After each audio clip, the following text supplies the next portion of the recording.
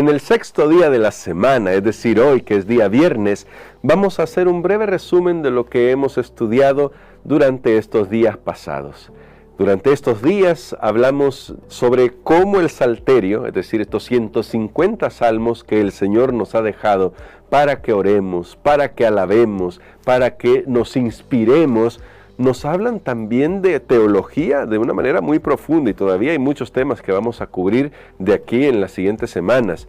Pero hoy vamos a hacer el resumen de los 5 aspectos de la soberanía de Dios. Pero como dijimos en un día de la semana, vamos a hablar sobre lo que considero que es el fundamento de esos 5 aspectos. Así que vamos a orar pidiendo la dirección de Dios para nuestra vida.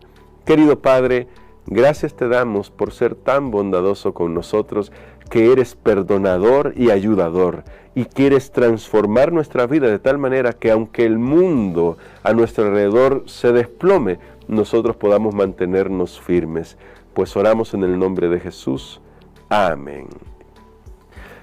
Hoy vamos a recordar. Hay 5 aspectos que hemos considerado. No son los únicos aspectos, incluso mencionamos otros aspectos durante la semana, pero estos 5 aspectos que están en los Salmos deberían ayudarnos a relacionarnos de una manera mucho más profunda con nuestro Dios. El primer aspecto que destacábamos era Dios como creador. Y esto es muy importante porque si Dios no es el creador, entonces ninguno de los demás aspectos importa. Es el hecho de que Dios sea el creador lo que lo distingue de todo lo demás, porque Él es el supremo hacedor. Él está por encima de la creación, pero no se queda allí, sino que entra en nuestra escena como rey. Ese es el segundo aspecto. Dios es rey, y como rey va a querer siempre lo mejor para nosotros. En el tercer aspecto tenemos que Dios es juez, y como juez ha dado leyes. Como juez va a emitir juicios, pero también ha dado leyes, que fue el quinto elemento que estudiamos, saltándome el cuarto por un momento. El quinto elemento que era la ley, los testimonios de Dios, las enseñanzas de Dios, que cuando hablamos de Torá, la ley de Dios es más un tema de las enseñanzas de Dios, se refiere más a eso que a simples disposiciones. Digo simples en el sentido de como enumerar un código, no. La ley de Dios se ve en la vida práctica. Así que el juez da su ley para que aprendamos a vivir de acuerdo a su voluntad.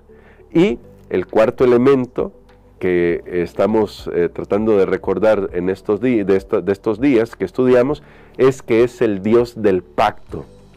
Y como el Dios del pacto se acuerda de aquellos que entran en una relación con Él.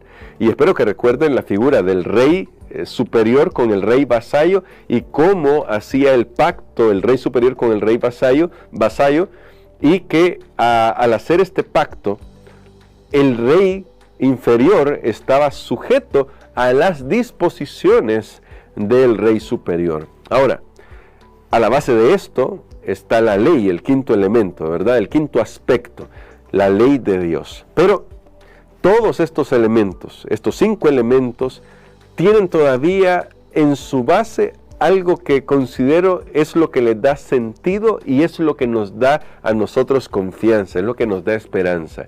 Y eso se encuentra en 1 de Juan capítulo 4, verso 8. Ahí dice que Dios es amor.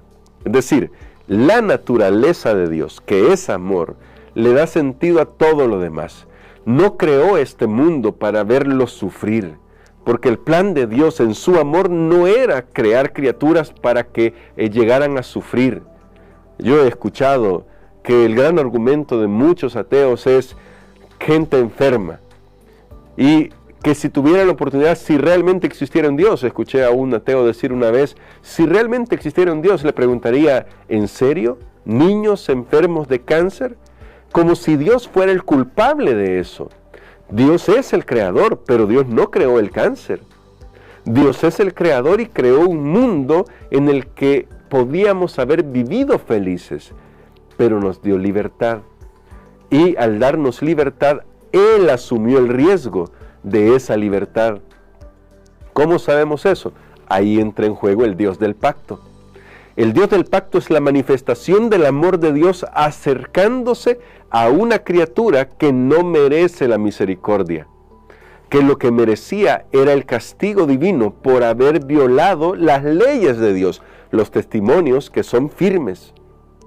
Entonces, ¿cómo hace Dios para poder salvar a los pecadores si hemos violado sus justos juicios? Dios establece un pacto y en ese pacto Él mismo toma la carga, paga la deuda del pacto y dice, aquellos que confían en mí pueden encontrar salvación porque yo voy a escribir en sus corazones mi pacto, mis leyes. Entonces, Dios se hace rey, un rey real en nuestra vida. Y como rey real, también va a juzgar un día a su pueblo. Y su pueblo saldrá bien librado porque confía en los méritos de Jesús. Nota cómo todos estos elementos están centrados en el amor de Dios, porque es el amor de Dios el que lo impulsa a crear y luego a rescatar a las criaturas sin violar sus propias leyes, sino más bien mostrándonos que estas leyes, que estas enseñanzas que Él nos da son para nuestro beneficio, son para que nosotros no tengamos que incurrir nuevamente en el mal. Son para ayudarnos a comprender también cuán terrible es el pecado. Y de hecho, cuando vemos a nuestro alrededor, claramente vemos las consecuencias del pecado y cuán terrible es. Porque sí, uno ve a un niño con cáncer y piensa, qué triste condición. Uno ve a una persona sufriendo a causa del alcohol, a causa de las drogas, y uno piensa, qué triste condición. Pero Dios está trabajando para resolver esos problemas. Y nos invita a que lo reconozcamos a Él como el único que puede ayudarnos. Así que yo quiero terminar esta reflexión de esta semana con este pensamiento. Como Dios es el creador, Él también puede recrear nuestra vida. Si usted está necesitando un nuevo comienzo, una recreación en su vida, Dios puede hacerlo.